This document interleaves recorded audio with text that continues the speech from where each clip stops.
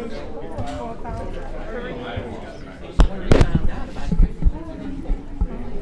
was too. Of course, of course. Okay. Doing good. How you doing, Ann? Good. Commissioners Court of Brazos County will meet in a workshop session July the 28th, 1:30, Commissioners Court Rooms, it's 200 South Texas Avenue, Suite 106. First item is the call to order, and the second is discussion on future transportation needs in Brazos County. And I think we'll start out with John Polster. There you are. Okay. You didn't have your hat on. I wasn't. I was in the Army, but before that, my mother taught me not to wear a hat in the house. I understand. Mine did too. Well, the Army, you can't have a cover inside. But you better not be cut outside without one. No, it's over there. My name is John Polster with Innovative Transportation Solutions, Inc. I work for Lisa Polster. She's over there in the corner. And we work with counties to find ways to take the limited resources they have on a roadway system and leverage them with partners, both regionally, locally, and statewide. And so what we're going to do is go over a PowerPoint that just hits very generic highlights, and then we'll go from there. So you live here, so you know this. I did a lot of research, and routinely, Brazos County is ranked one of the 20 fastest growing counties in the state of Texas. It was 254, so that's high cotton. And your population growth over the last 10 years was just under, right at 19%. The U.S. grew at 6.5%, and Texas grew at 16%. So you're even beating the best state in Texas at the growth rate. And you're averaging, if I did the math right, you're estimating about 11 people move into the Brazos County every single day. So when you drive around and it seems more congested today than yesterday, it's because there's 11 more people coming and they don't ever bring their roads. So why would a county get involved with infrastructure that are larger than county road capacities? And the answer is that the federal and state funding agencies, when they look for partnerships, and we can get into a lot of detail on that because there's a lot happening in the next year and a half for those opportunities. They look for those leveraging opportunities for communities that are helping carry the weight on the transportation system. So if you remember what you were making in 1994, try to imagine that's what you're living on today. Because the tax rate hasn't changed in the state of Texas for 23 years. It's 38.5 cents per gallon, regardless whether it's $2 or $6. It's only 38 cents a gallon. 20 cents is the state, 18.5 cents is the feds. And of that 18 cents that we send, every dollar that we send to the feds, we get in Texas, we get about 70 cents back.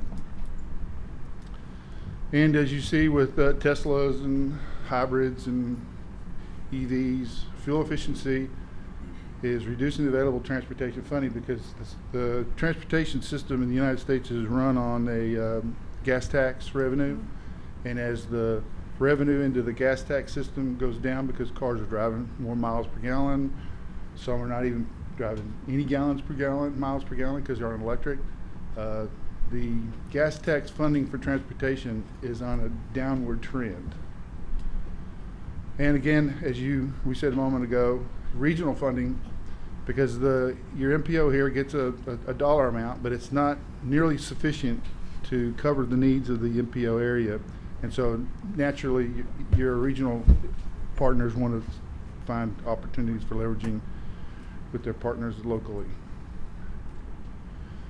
So basically just showing you that's the same thing that I just said, only in pictorial. You got TxDOT in the cities, the RMA, MPO, and Brazos County. We all have to work together because when you're driving down the road and you're in congestion, you don't know if it's a city road, a county road, state road, or what. You just know that you want more lanes. So when you partner, a lot of good things happen.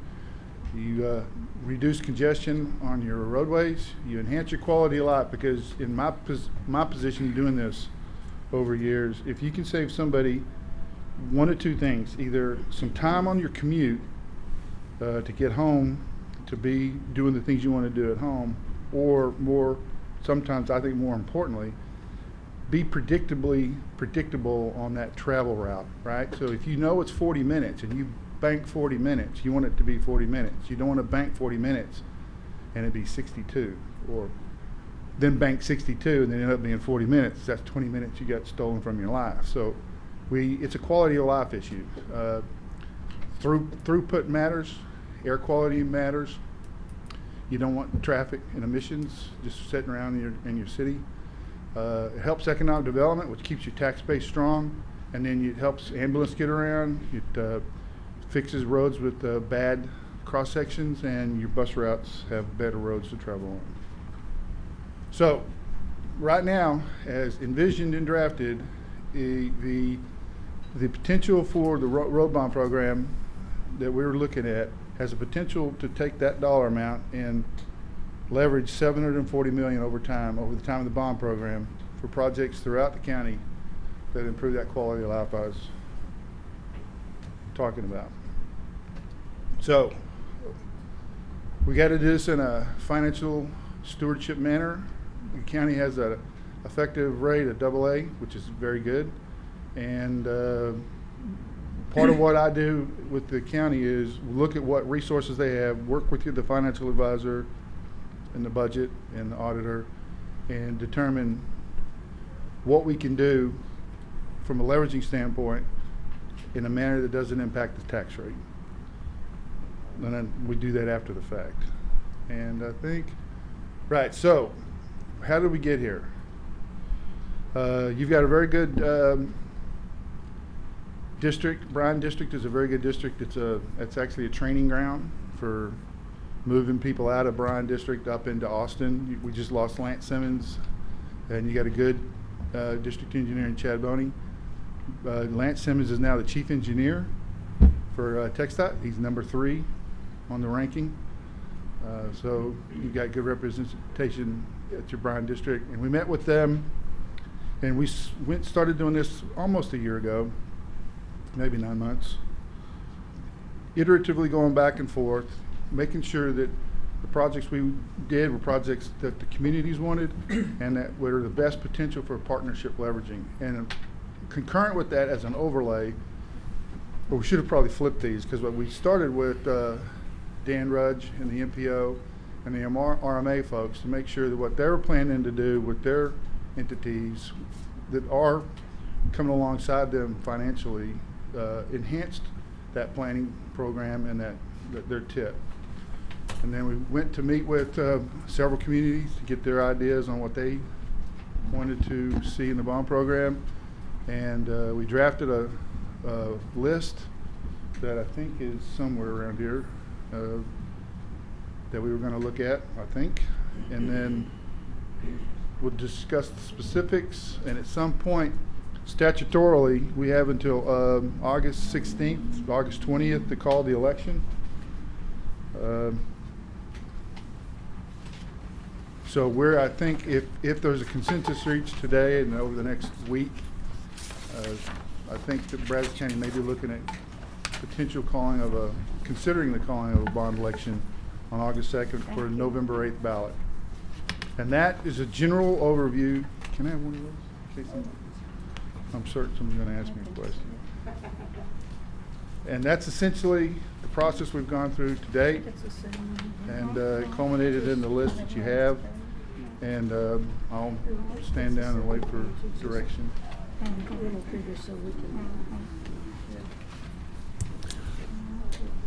Okay. Okay. Yeah, it's the same as the second page. Does the court have a copy? We've got a copy now. Yeah, so John, a few years, not too long, few years back, we had a mutual friend. He was a commissioner in Rockwall County, and he used to tell me about all the good things going on and how much money they're funding they were getting for projects and all. And we began to kind of look around for a consultant who might help us move through trying to draw in TxDOT funding, and we got John's resume, and when I looked at it, his name was on there, and I called him. He said, "Yeah, that's the reason we've been getting all this funding, because John got all the connections, and he helped us get our bond program in place, and we brought in hundreds of millions of dollars in TxDOT funds because, as using the bond money that we actually borrowed, and then use that toward the match fund." So, I mean, when he got telling me about all that, I thought this is the kind of thing that we really do need to look at with the growth we've got in Brazos County, and especially in the time we're in, where we've got looks like lots of funds that's being tossed around, whether it's from the state, maybe even from feds, but certainly the state, and projects that may not end up getting started. I mean, I felt like too, and I think the whole court, we've all been on to these kinds of discussions, and we felt like the timing was probably right. We needed to see if we couldn't get the citizens to approve a bond issue to allow us to go out for debt, and then they use that to leverage TxDOT money that's maybe available for a lot of projects that we're all familiar with, and that list has got a number of projects scattered around, whether it's the Bush-Welborn that I think everybody's familiar with, the issues we've got out there, and I think I-40 over there around Arrington, and there are a number of projects here that are going to impact whether it's Bryan, College Station, or the county, and so I'm glad we're moving forward with it, and hopefully when we make the presentation to the public, this is kind of the first phase of that. The public will also see what a great need this is. So one point I want to be clear on, clear up front, is when we're talking about a $100 million road bond program, we would not issue this debt all at once because we couldn't spend it all at once. There's road years, there's dog years, there's people years, and then there's highway years, right? So it takes a long time to get through the regulatory process. So we only need a fraction over time, and that's how we're able to make sure that we only issue just what we need for that burn rate for that period, so that because you don't need to issue it if you don't need it, and we can use it sparingly early on. And so we won't, this is basically an authorization by the public, if they pass it, to allow the court, when the fiduciary issues are aligned with their transportation needs, to issue debt to leverage with partners. And then I want to back up one thing. What I do is not alchemy, and it's not particularly hard. The state of Texas has about $80 billion every 10-year period statewide that they have to spend. But they don't get to just go build roads the way they want to, or they may not want to. But what holds the schedule up are three things, and I keep telling everybody, if they want their road, if they would just let me do three things, they could have their road tomorrow. One, violate their property rights. Two, not include them in the process. And three, not care about the environment. We'd be building these roads tomorrow. But if we're going to do those three things, it takes time to get through the regulatory process. That $80 billion in every 10-year period has a 10 one-year cycles and 12-month per year cycles that they have to hit, called let dates. And they've got $80 billion worth of projects in those lists. And what happens is, if you miss your let date, they still have to spend that money. That money in that month that's been allocated has to be spent. And so if you get outside the system, like we're talking about doing on the far column notes, and you help the state by getting into their develop authority process and develop projects outside their box, when those columns come along and those months have projects that drop, They're gonna go looking, and they're gonna find projects, and they're gonna put it in. And all we're gonna do is get the projects ready to go, because there are people stumbling. Bill Hell's the chief engineer, he just left. Lance took his spot. Their motto is rack, stack, and pack. They don't look at whether the project has money. They look at the ready to let date. So if you get the schematic done, the environmental clearance done, the right-of-way acquired, and the utilities relocated, and guess what? All that's out of a different pot of money. That's not part of the 80 billion. If you get those 4 things done, that project is ready to let. And it can have $0 construction-wise, and we call that faith-based engineering. You just start on the project, knowing by the 3 or 4 years later, when you get through the regulatory process, somebody's going to drop, and we're going to get put in. It happens every time. There are 2 projects in the state of Texas that are potential opportunities for us. Houston has they're the biggest district if you take them standalone. Dallas and Fort Worth districts, which is basically one metro area, is larger, but it's 2 districts. But if you take the Houston district, they're the largest district in the state of Texas. They cannot deliver the volume of projects that the money they get. And so we just found out that there's probably going to be $2 billion in 23 and 24 that Houston can't spend, that TxDOT will have to. They won't unfund those projects. They simply take their projects in the 4 years of the 10-year, which is called the STIP, and they move it to year 10, right? And then they backfill projects in the 10 years from the year 3, year 5, year 7, and they bring them in if they're ready to those years. That's $2 billion. Austin, 35. The city of Austin just sued TxDOT on that $6 billion project in 35 downtown. So one of the sections was under construction. The other section to the north just got let, and the middle section was being environmentally cleared. All of them have been sued. Those dollars allocated for those fiscal years now have to be spent. They're looking. And to date, in both Denton County, one of my clients, and in Kaufman County, we've gotten 2 projects. One's about a $180 million project, and then a $40 million project in Kaufman that we faith-based engineered the project, set it on the shelf, and we just got 148 bypass on the shelf about 3 months ago, and now it's funded. So it's a little more than relationships, but it is eminently doable. It's just applied effort. Is it hot in here?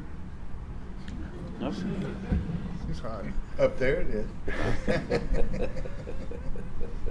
So we met with TxDOT, and you know, some of these districts aren't used to having people come alongside of them and help them, right? And so we just said, look, first of all, call these people for references, because I'm really not a charlatan. This stuff works. And we're going to come alongside you, and this is what we want to do. And this list was a result of that effort between county, TxDOT, the RMA, the MPO, and the cities. Judge, personally, I wanted to say to the commissioners and the judge and to John, thank you that we are at this point, because I've been advocating this as something that we need to do for 4 years. And when you looked at our debt service rate and what its natural aging it was, this type of capacity to be able to do this without increasing our debt service tax rate was there. So even though interest rates have gone up during that period of time, and even though the costs of design, construction, and right-of-way acquisition have gone up, I'm really glad that this is where we are now. Looking in the picture of where we are financially, I know there's $20 million here that is off-system, which would mean Brazos County roads. And that leaves, from what our road and bridge folks have told us, about the remaining 5 years of needs that they have, that still leaves about $80 million for what they need in capital for off-system projects. And we've got $10 million that we're contemplating this year in our budget to put in for capital roads. That would still leave 70 million unmet needs. Of course, we have the potential maybe of about 20 million of our Recovery Plan Act money going into that. If that were the case, then we would cut that down to $50 million that we would need over 5 years. And I certainly agree with the idea of with the $80 million of this, from John's estimation, will be almost 9-to-1 leveraged on local money versus money that we are bringing in here, just a little bit short of 9-to-1. But I'm still concerned about the $50 million over the next 5 years, even if we allocate things the way that I've described here, which is still in question. I know that we've got the infrastructure, the IIJA money. Most of that maybe is accessible by grant, and I think we have a good pathway to get there. But I'm just a little concerned that how we're going to still go ahead and meet that fund $50 million over the next 10 years or next 5 years unmet need. It could be certificates of obligation, but I think we've kind of set as our idea that we want to maintain our debt service rate at 5 cents per hundred. So number one, I'm all for this. John, glad to have you on board and a part of what we're doing here. I think that our financial people have presented to us that we can handle this capacity if the voters were to approve it without increasing our debt service rate significantly from where it is now in the estimations we've gotten from them. So I'm all for this, but I still have a concern about over the next 5 years on off-system projects, how we're going to fund that for the needs of Brazos County. So one of the things, just real quick, and then I'll turn back. One of the things that I think because I've done a bunch of these bond programs, and your first bond program, when you're getting into the business, it needs to have a significant leveraging amount, because most of your traffic travels on these larger facilities. So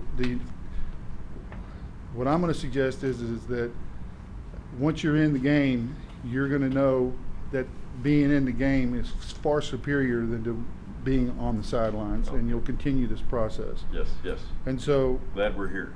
right. So just for example, we've done 5 bond programs in Denton County over the years, and they're still growing, and there's still things that got to get done. But these new bond programs are pushing further down into the arterial system, because the skeletal system of the county has been taken care of. And then you can roll into, and I'm not talking about over long periods of time, but what the intent on the initial bond program is to demonstrate proof of a process, right? You want to be able to show that by investing $1, you truly can get $9. It's not alchemy. It's true.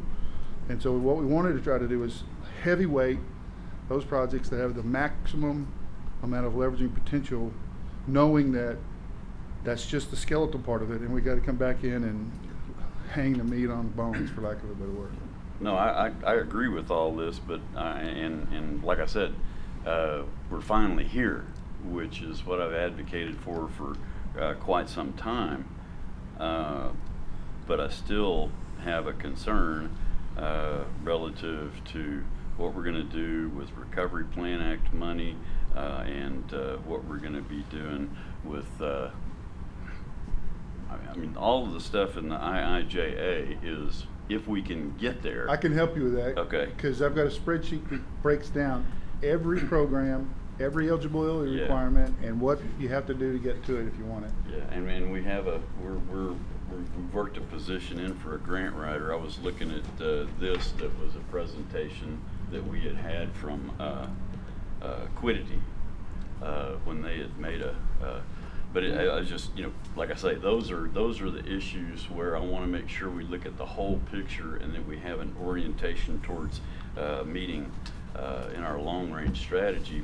We can meet our off-system as well as our on-system needs, because if you take a look at development in Brazos County, it's not going to be happening in annexed areas of the city of Bryan, in the city of College Station. With annexation laws the way they are, we're going to have growth with maybe municipal utility districts, but we're going to have more and more traffic further and further from the incorporated areas of Bryan and College Station as we grow. That's the new mode of growth that we're going to have, and we need to be able to facilitate people traveling to and from and around and about in Brazos County for jobs, for getting kids to school, activities, and those types of things. And that's going to grow off system just as much. So I just want to make sure we're thinking long term.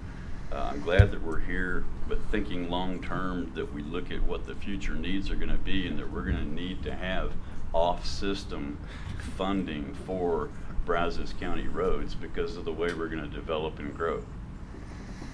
So the thing that intrigued me about this project or this type of a deal was that, if a few years ago we had borrowed money and we'd built it on county roads, we would have got $1 worth of value for $1 that we borrowed.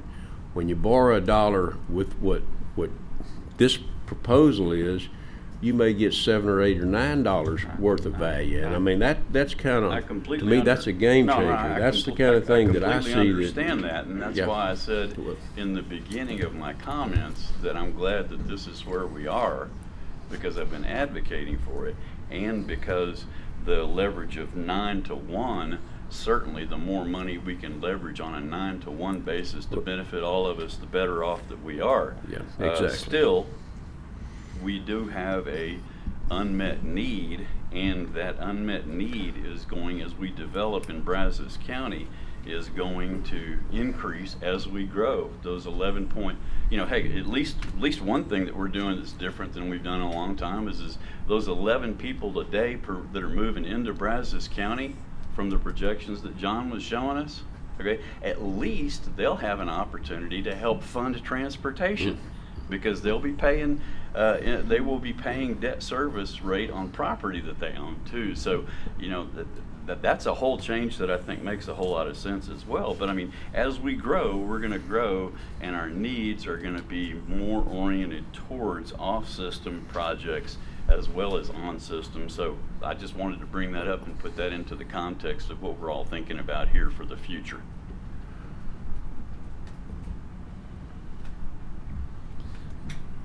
I'm done. I'll just wait for questions. Okay, so I believe that this proposal and potentially a vote having it on the ballot is an excellent way for Brazos County to participate in the transportation issues that we know we're having countywide.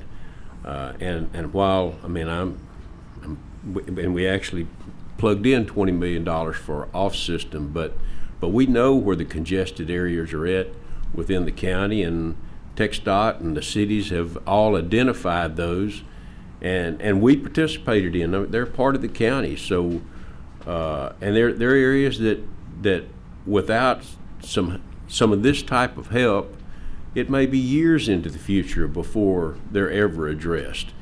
And as John said, is when we come to the table with money to help TxDOT get them done, we are more likely to be there at the table when the money gets passed out. And I think we're going to see something if, a lot of us are pushing forward on these letters of support for Bush-Welborn, and the commission's going to meet on August 30th, and if things go well, we'll be able to communicate to you that you're already leveraged the project before you ever even started the bond program, but it'll be contingent upon the bond program.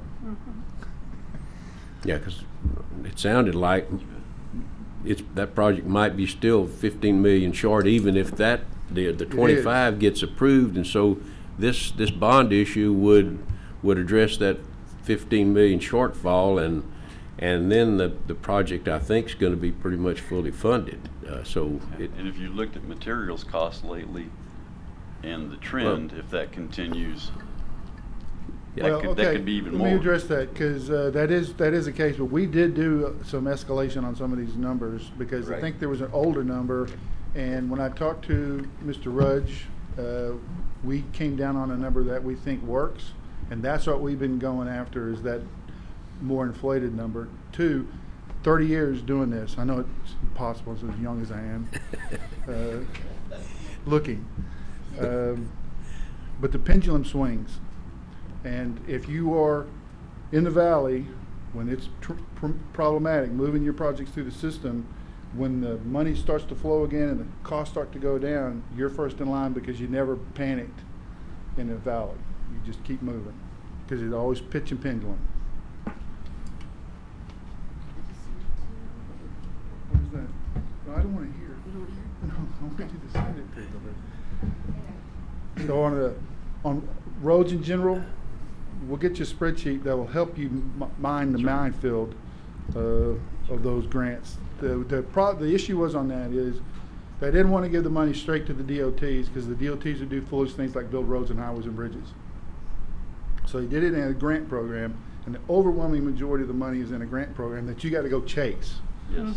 But there's a lot of criteria associated with it, and a lot of people have already went to the hard work of figuring out what is and isn't in that scenario, and we'll make it available to you.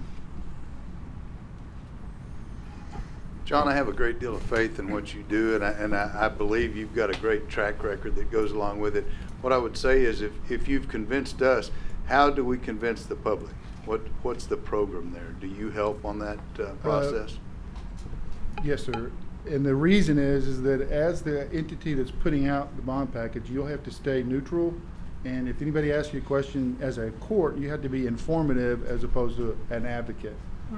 But there will be an advocacy process that starts if the court votes to move forward with the bond package, where a entity will create a special purpose committee. It will have funds put into it through contributions, and then it will then put out voters' guides, efficacy pieces, endorsement pieces, etc. And it'll be the entity that's separate from the county, so that y'all stay out of trouble. That goes out and convinces people that this is a good thing. But until we call for the referendum, we can Advocate. advocate and do anything we. You can do it, yeah. And after it's passed, if you're having a go to a Rotary as a commissioner, you have an opinion. You don't lose your civil rights as a commissioner. You can talk about what you feel, but you can't talk advocacy-wise as a court member. So, like, you couldn't have a workshop, right, and then start talking about why you should go out and Benefits. So, yes, just only stick to the facts.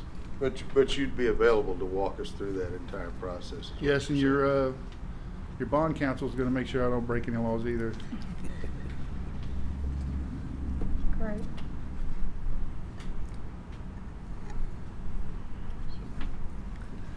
Do we, Yeah, I think this is an exciting opportunity for the county.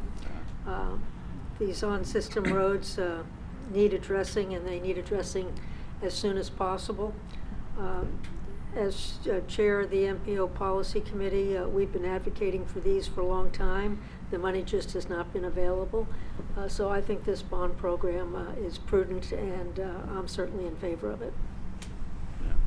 I would certainly agree with everything we've heard.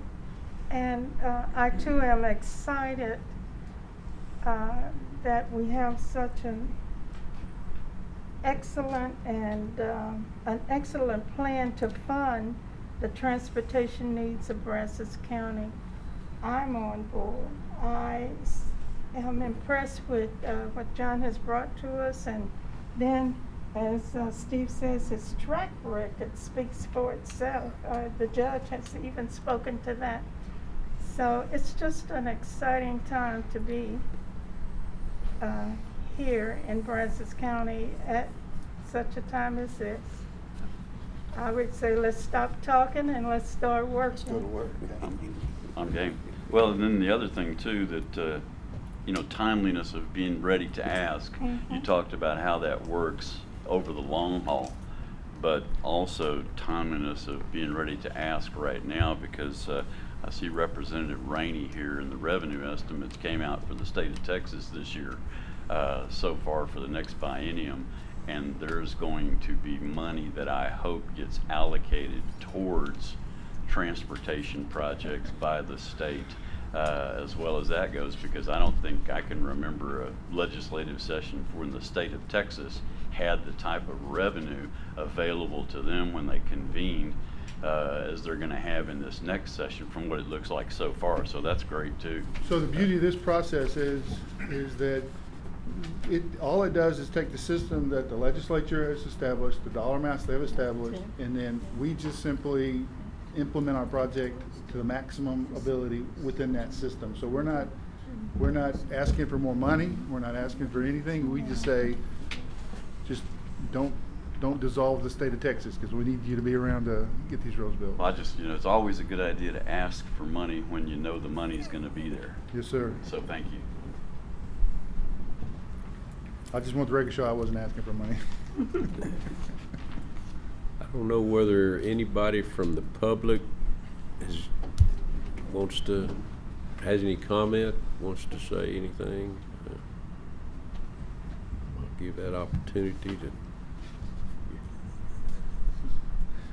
to. You'd think Dan or Mr. Christensen would not mess up a John, opportunity. you come up.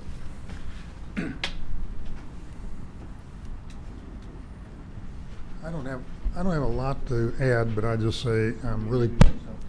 Pardon? Can you identify Oh, yourself? John Nichols, City Council College Station and Chamber of Commerce Transportation Committee. All I wanted to say was I thank the county for the leadership in moving this forward.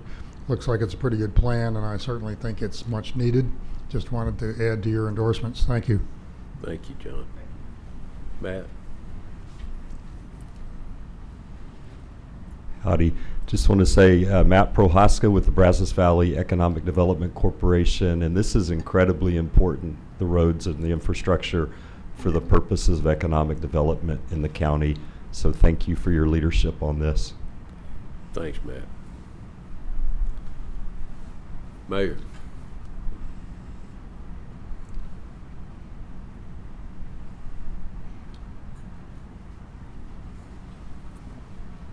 Howdy, Carl Mooney, Mayor, City College Station. While obviously my interests are primarily in College Station, and I applaud the commissioners for looking at that, I am most appreciative that this is a comprehensive plan, looking throughout the county, because even though we have a lot of folks living in College Station, we've got a lot more that are choosing to live just outside our city limits, and some of these projects will certainly address those roads that were not intended as they were built for the kind of traffic that they're now getting and will continue to receive increasing in the future. So thank you. Okay. Thank you, Mayor. Thank you.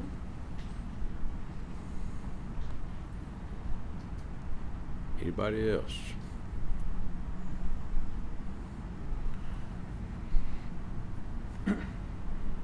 John, was that it? You got For me, sir. Just that if there's a general consensus at some point between now and the 20th, we need to consider an election for November. I can't see any reason why I would have any reservation myself about us doing exactly what Commissioner Cawley advocated for us. Let's do it. Let's move forward. I agree. Amen. I agree. Yes. All right. If there's no other comment, we will adjourn the workshop. Thank you, everybody, for coming. Thank you, John. Thank you all for being here to hear all this.